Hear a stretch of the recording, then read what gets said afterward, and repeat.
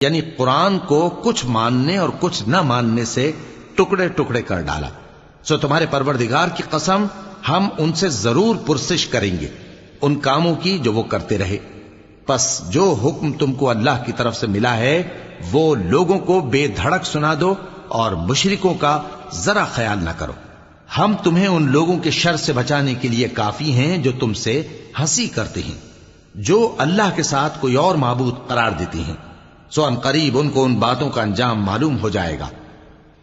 اور ہم جانتے ہیں کہ ان کی باتوں سے تمہارا دل تنگ ہوتا ہے، تو تم اپنے پروردگار کی تسبیح کہتے اور اس کی خوبیاں بیان کرتے رہو اور سجدہ کرنے والوں میں سے ہو جاؤ، اور اپنے پروردگار کی عبادت کیے جاؤ یہاں تک کہ تمہاری موت کا وقت آ جائے.